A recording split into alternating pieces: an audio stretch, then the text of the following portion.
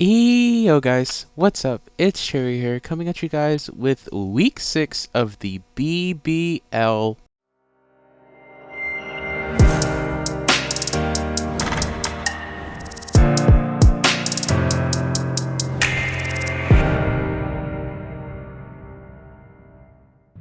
Alrighty guys, today we are taking on the Sir Jorge the Great in BBL Wi-Fi division, and I will say I am quite semi-scared. I will say this though right now, this will be post-commentated. Yes, this is post-com, which is why I have like the searching for opposing trainer going on for a long time. I just wanted to say that, like I said, this will be post-com, so if you guys don't mind, if you aren't really into post-com, I know myself I'm not really into post-com. Sir Jorge's battle will be down in the description below with his channel link. You can probably just go to the channel link and it'll be uploaded, and if it's not, you can always wait for the upload. You can always subscribe to him as well, because he's really cool. He's a really cool content creator. Also, BBL Week 5 will not really necessarily be happening. I will show you guys a clip of why that is right about now. No, God! No, God, please, no! No! No! No! I was really frustrated because I didn't have access to my PC, and I felt like the computer that I was using to record with was struggling between actually recording my footage and having the ability to do LAN. So I felt that it was upon my best interest for both Live and my sanity to stop recording to make sure that my LAN won't DC again. And so unfortunately, that is pretty much all the footage I have up to that turn. Liv, by the time this is uploaded, hopefully Liv uploaded her week 5. I know that she's been sick lately, and I completely understand that. And I really, like I said, I am awaiting for her upload as well. And if it's there, then you can always go down to her channel link down below in the description, and you can check out her side of the match. Her side of the match is probably a lot better than mine, considering mine is not really existing. But let's talk about the matchup. So, Rotom lead was my plan in prep. Jorge's defense against Rotom lead are two things. It was Zygarde, which on Zygarde I would switch into Skarmory, and then it was something else that I don't think he brought that would also be bad for Rotom lead. But I decided, hey, I'm just gonna lead Rotom. Rotom's really good here, and against his entire team and his roster, like everything just gets volt switched on or like overheated on. So I thought it was just upon my best interest to lead Rotom here, and he decides to lead Ninetales, so I'm like, okay, cool. He's not staying in against a Rotom that can click Overheat. I am just going to click Will-O-Wisp here, predicting the Zygarde to come in. It's also good for if he reveals to be Lumberry. That's really good information, and if he is, then I can hard switch out into Skarmory. But he decides to click Substitute, and I'm like, okay, is this like Subtoxic? Subtoxic would be a pretty good bring against my team, besides like Magikarp Blissey. No, Magikarp Clef, excuse me. Besides Magikarp Clef, which I haven't brought to a game up to this point, and Blissey. Those are the only two mons that it kind of wouldn't really be good against, but I definitely at this point saw potentially Subtoxic, so I got really scared. So I decided, hey, I could just full switch out, all good, and he decides to click Nasty Plot. Now here is where I get confused, because excuse me, I was like, I have a whole Blissey. If I brought Blissey, this Blissey walled you. I don't understand. Maybe it's like Subtoxic Plot to eventually force the switch on Blissey, maybe. But while Rotom, the animation for Volt Switch was going off, I was like, this is weird. But luckily I brought Unaware Clef. Unaware Clef kind of wasn't really here to check this. It was kind of meant to be a soft check to Alolan Sandslash, with Skarmory being another soft check, and Palkia being a semi-hard check, especially since Victini and Pangoro, two things that I was really scared of, did not come. I was scared of Victini just for many reasons. I ran like bulky Palkia specifically for Victini, and Pangoro, just Assault Vest Pangoro, was really annoying for my team. But none came, so I was like, okay, great. That freed up a lot of room on Clefable, as well as freed up a lot of room on all my other stuff. So I was like, okay, cool, that's really nice. But I decided to go into Clef because Clef kind of, all it really needs to do is live a Sandslash hit, and I have to be above around 40% to live guaranteed. So I wasn't really too worried about it. I can just click Flamethrower, scare it into Pex, which I was fully expecting to come in eventually. However, you know, I was just like, I can just click what's in front of me, of course. I don't need to over predict. And what is there to over predict? I can't hit Toxapex super effectively or neutrally at all, and it's not safe to hard switch in Palkia, which is meant to be my aggressive switch into Pex on a Ninetales that can click Freeze Dry, which I don't know if they already revealed that yet, but later on in the battle they revealed to be Freeze Dry. So I didn't want to switch that in hard on even Moonblast or Blizzard or any of that. It's +2, so that wasn't safe at all. But like I said, I was just going to attack what's in front of me.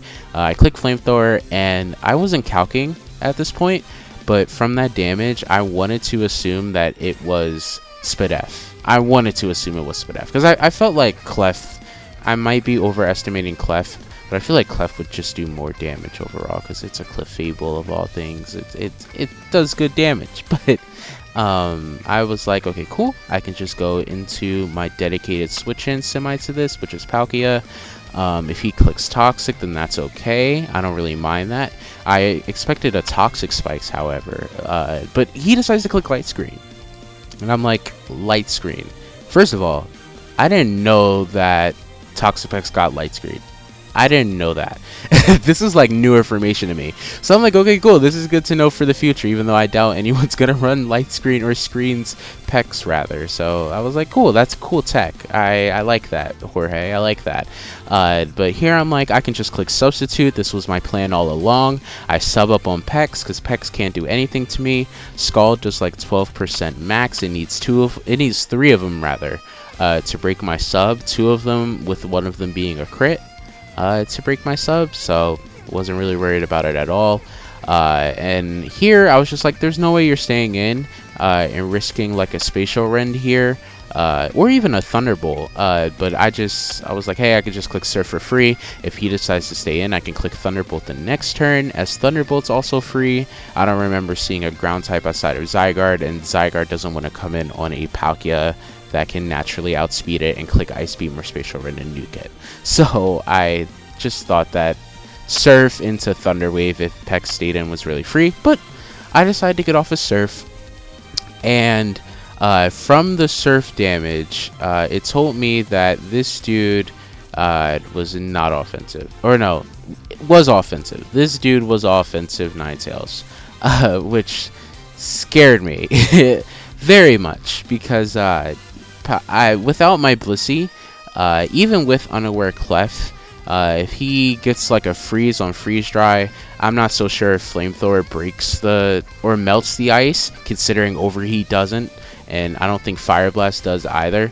So I was pretty scared of getting frozen by Freeze Dry. I feel like it's 20%. I'm not so sure, but I click Freeze, or not me, sorry. Jorge clicks Freeze Dry here to break my sub, and I click Surf for free, and Surf does a good amount of damage, considering that I think Light Screen is up, which is why it's doing so little to Ninetales. But of course on this turn I'm forced out. It's a Ninetales, a revealed Freeze Dry, and I don't want to stay in and get absolutely obliterated, because I'm 4 times super effective towards Freeze Dry. And him actually clicking Freeze Dry kind of confused me, because I was like, why don't you just run like Blizzard Moonblast? But with Blizzard Moonblast, you just get walled by Blissey. So I still, at this point, expected him to be subplot Toxic. Blizzard, or no, freeze dried now that it revealed it. Lord, I'm all over the place. But I switched into Clef, which was kind of like, hey, this is my switch in, I guess, to Ninetales. It can't really do anything to me.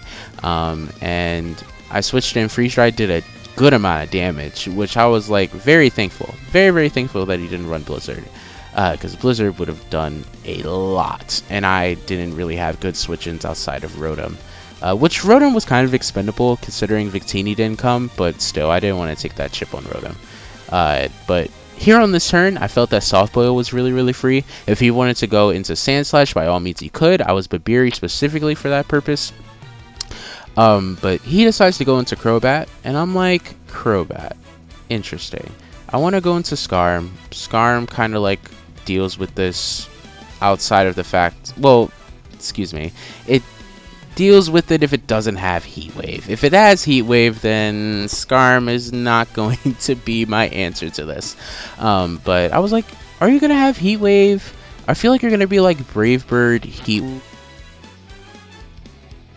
But all in all, because of Victini not coming, I was like, hey, Rotom's very free, and it can kind of just check this 1v1, unless it has Toxic, which it clicked Super Fang, so I was like, Lord, no, please. And at this point, I felt like he was Super Fang, maybe U-turn, maybe Roosty Fog. That could potentially be a set. I didn't think he was Heat Wave anymore, but at the same time, I didn't want my Skarmory taking 50% because that was my only Zygarde check.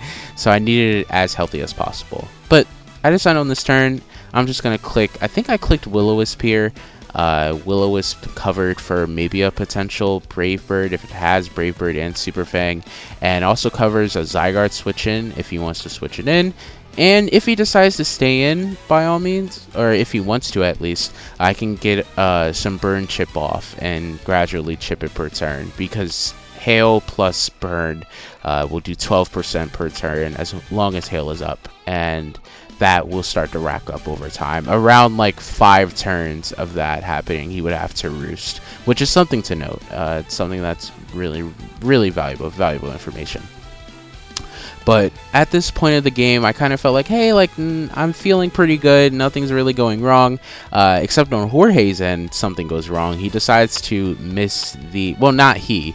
The game allows... Oh, God, I can't talk today.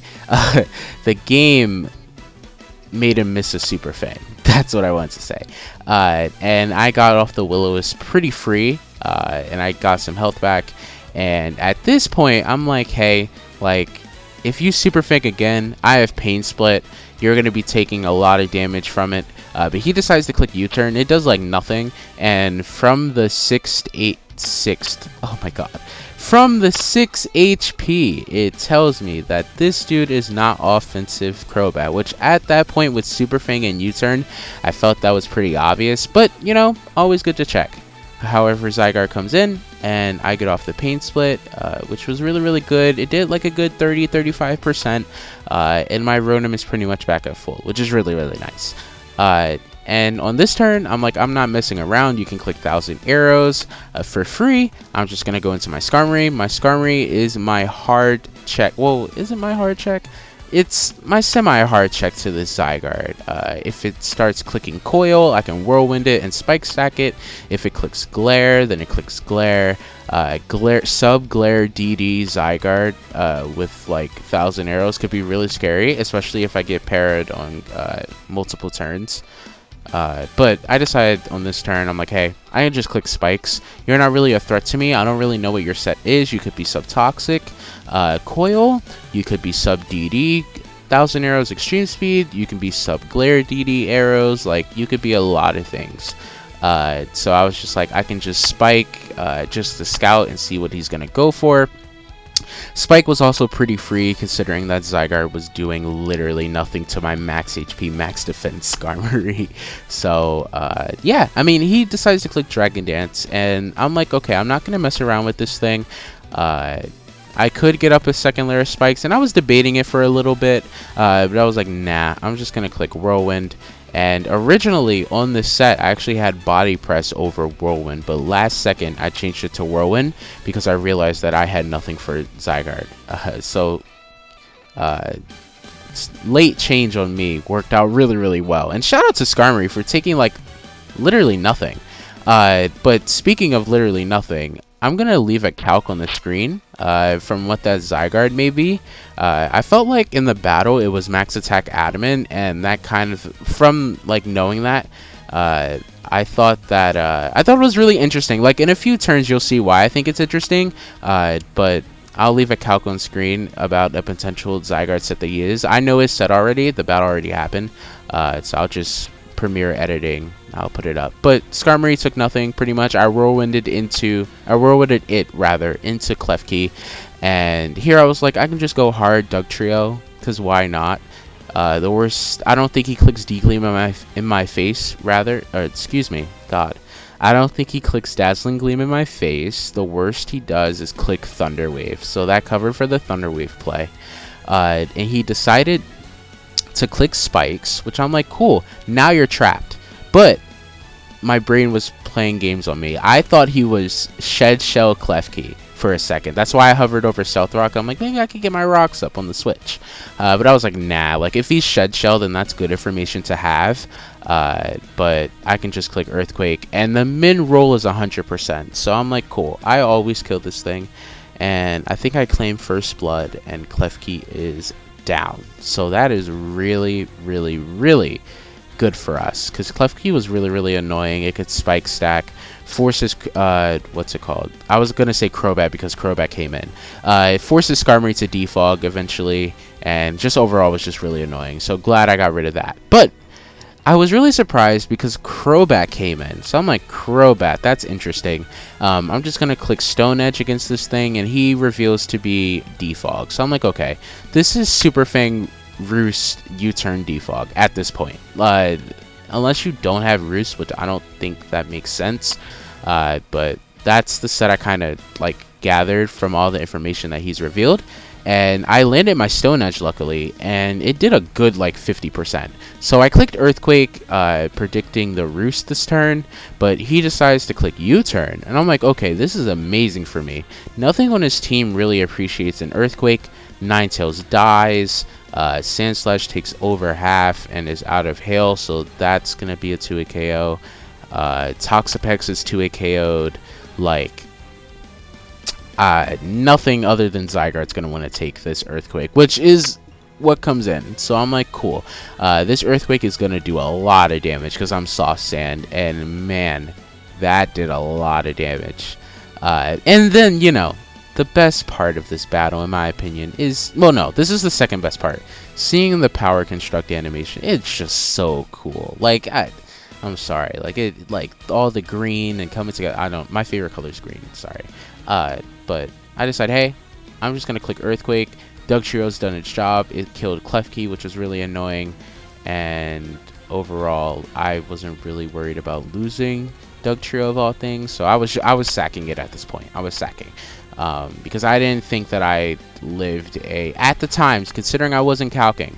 I didn't expect myself to live 1,000 arrows from Zygarde at all, considering I thought at the time that it was offensive from how much it did to Skarmory. But in any case, I clicked Earthquake and he clicked arrows, and when I tell you that I am amazing at prep and amazing at spreads, because I found out that I EV'd my Dugtrio to always live 1,000 arrows from a Zygarde complete, which is absolutely insane, because you guys may think, hey, he may just click Extreme Speed the next turn, but that's valuable information. That's valuable information to have.